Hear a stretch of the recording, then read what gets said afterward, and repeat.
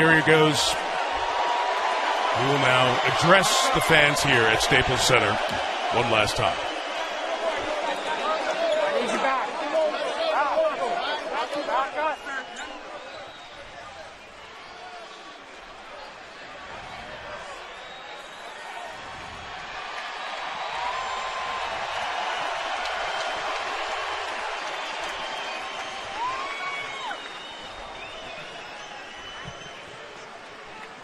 Man,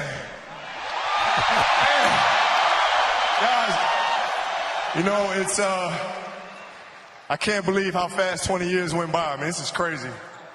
This is absolutely crazy. And, you know, to be standing here at center court with you guys, my teammates behind me, and appreciating all this, you know, the journey that we've been on. You know, we've been through our ups and been through our downs. And, I think the most important part is that we all stayed together throughout. You know, I grew up a diehard Laker fan. Diehard.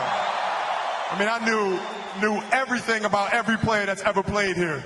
So to be drafted and then traded to this organization and to spend 20 years here, I mean, you can't write something better than this.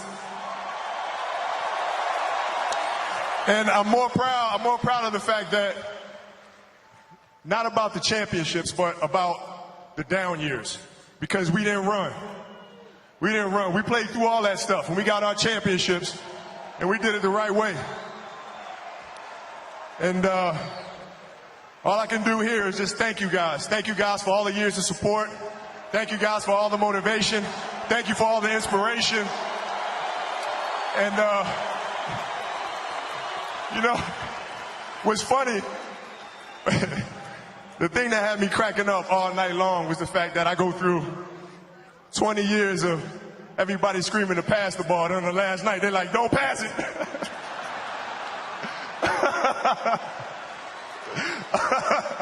This has been absolutely beautiful, you guys. I can't believe it's come to an end. You guys will always be in my heart. And I sincerely appreciate it. No words can describe how I feel about you guys. And thank you from the bottom of my heart. God, I love you guys. And I love you guys. And to my family, my wife Vanessa, our daughters Natalia and Gianna, you know, thank you guys for all your sacrifice. You know, for all the hours I spent in the gym working and training. And Vanessa, you holding down the family the way that you have. I can't, there's no way that I can thank you enough for that. So, from the bottom of my heart, thank you. And what can I say? Mamba out.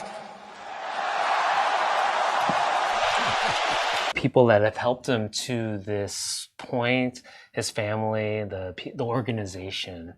And you can see that this you did in your homework as well, commonalities between retirement speeches.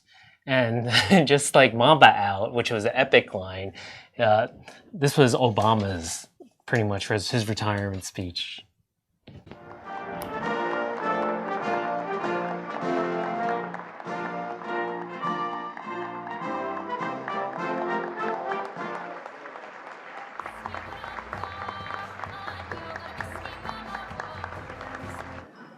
Good evening, everybody. It is an honor to be here at my last, and perhaps the last, White House Correspondents' Day. Next year at this time, someone else will be standing here in this very spot, and it's anyone's guess who she will be. But it's not just Congress. Even some foreign leaders, they've been looking ahead, anticipating my departure. Last week, Prince George showed up to our meeting in his bathrobe. That was a slap in the face. I want to close my final White House Correspondents' Dinner by just saying thank you. I'm very proud of what you've done. It has been an honor and a privilege to work side by side with you to strengthen our democracy. And with that, I just have two more words to say. Obama out.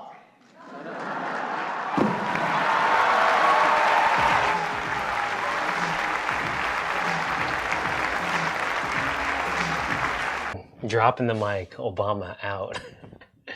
So you saw the commonalities of like reflecting upon their time and then thanking the people around them.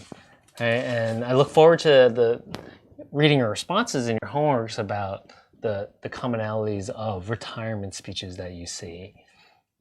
So during the phases of retirement, right, there's a couple of structured phases of general retirement that we see. The first one being this pre-retirement phase. This is when people are preparing to retire, and there's this whole stage of preparing in terms of like, oh, what are you going to do? Setting up their payments and your activities.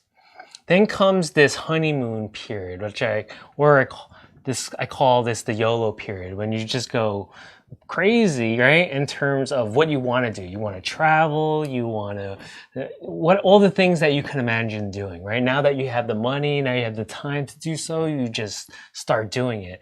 And you start establishing this like hedonic routine a little bit, but then for many, they can't do this the whole time, right?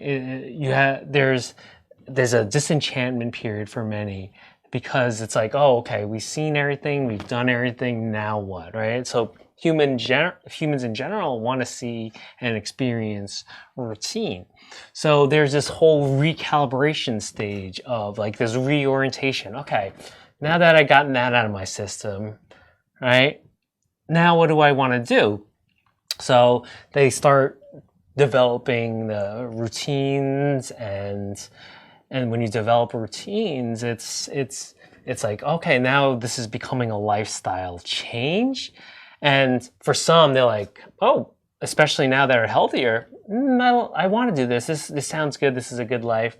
Or they transition or get out of that and either enter back in the workforce or find something to do, such as what we call bridge employment, right? Something that to hold them over between fully retiring out of the workforce. So we see retirement nowadays starting to shift from a defined event to a whole process, right? And shifting to phases of retiring, right? And people could cycle through this in and out. You know, they could engage in their former work and then get out of it. Engage in former work, get out of it, until they establish some type of routine. And we know that's not the same for everyone, right? Everybody has different needs, right? Everybody's an individual. That's why retirement is so, there's just so much variation, right? Hence the process of it, right? The way people retire is going to be different, right? First, you have to start saving earlier in the lifespan, right? To accumulate the needs and the means to retire. Then you start shifting these, right? You start transitioning these. So usually when you're earlier on in your life and you're saving for retirement, you want to be more aggressive, but then that starts to shift and start to be more conservative, and you start preparing, right, to be able to retire and get that money out. Then eventually you start collecting that. Well, that's supposed to be hands, right? You start collecting that money, right? This is like making it rain, dun, dun, dun. You start collecting all of that money. There are also corresponding things that define somebody, whether they retire or not, or how their experience of retirement goes, determining whether they go in and out. And the Great Recession was one of them. When people's 401ks got hit, right? They might have had to work longer or come out of retirement to do part-time work. And this was a survey by the Gallup poll that more people right after the Great Recession, they needed to work 3 to 7 years longer, right? They couldn't retire for themselves at that age of 65, right? They had to work longer because their contributions got hit. And we see here that many people are working longer because they are just living longer than ever. And people go in and out of this process of retirement. And there's just many things to consider. And one of them just could be psychological needs. Some people are just bored, right?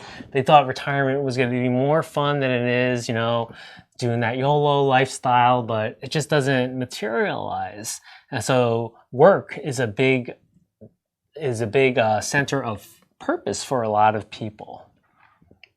And we'll get into these different focuses that determine somebody's retirement experience. So the first one are these work characteristics. And as we discussed in last class, just being white collar and blue collar really determines your retirement experience, as this video shows.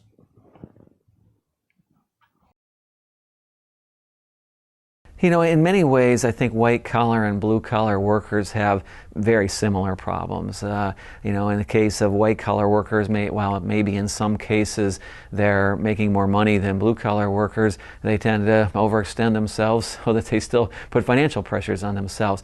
So I think people are people, and in many ways they aren't all that different. So when you look at a lot of the domains, probably some similarities, but there are some differences too.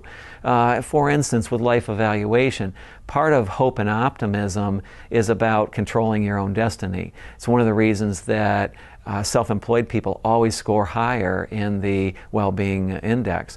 And so you think about blue-collar workers who don't control their day nearly as much, you might expect a little less hope and optimism, so that has to be offset by the ways in which you provide services and assistance to them.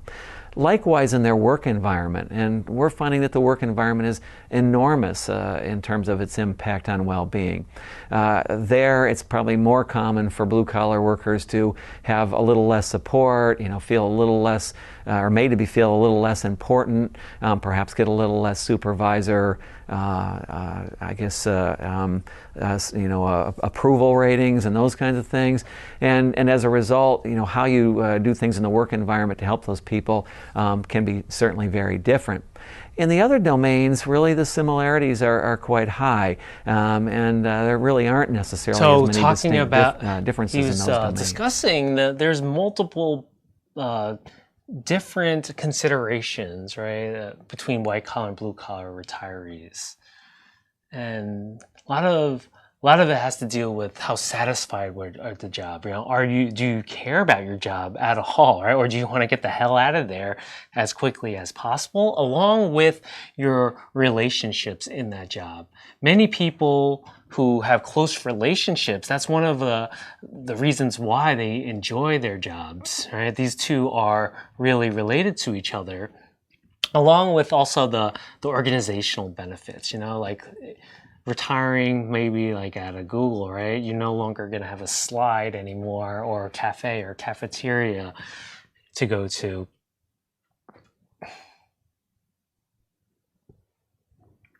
Oops, cut.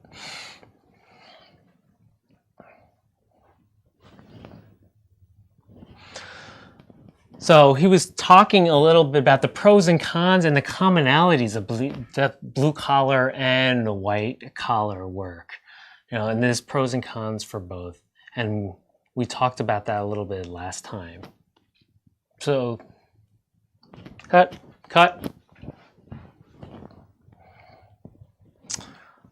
So he did a great job of talking about the differences, but also the universalities of being retiring as a white or blue collar, and also about just those being able to be a freelance or making your own schedule. That's what you really have to consider when you are retired, right? You're making your own schedule, right? And a lot of that takes a lot of what we call the executive function, right? This planning of the day. This is the prefrontal cortex area. It's the predominance brain structure that does that. So structure, just think about it. When you work, right, your day is structured. Maybe let's just say 9 to 5. You know when you have to go somewhere and where you'll be, and then there's limited things that you can do during that period, and a lot of that is taken away during retirement, right? And then you have to restructure your day, right? You're relearning your day. So one factor that has to relate to retirement experience is whether you like your work, right? Are you satisfied with your work? And this relates to a lot of things such as burnout, or whether you want to stay working at your primary employment. Also related to that are these work relationships. Or do you want to be somewhere? You want to be somewhere where you want to be with the people that you want to be with. And we all know, you could have great coworkers or that make going to work like a breeze, or you could have shitty coworkers, right? That make sure your work a big hair pulling experience all the time. Likewise, the organization. How is the organization structured? What are the certain benefits of going into work that you have? Such as the type of health insurance, the quality of health insurance that you have, and there are other markers, right? Some work, such as like we discussed last time, like pilots, right? At 65 you have to retire, and police officers 20 to 25 years, then you have to retire, or it's under your accord. So there are these multiple structures that determine quote unquote retirement, along with the health benefits, right? Some work you get benefits for life after you retire. You put in a certain amount in. Likewise, we talk about workability, right? This is the balance between what you can actually do, right? And then the demands of that job. Can you actually get that work done? And you could see for blue collar people, it's going to be a lot tougher than white collar, right? Because as we know, the body breaks down. And then that's why we see this disparity between those who are white collared versus blue collared.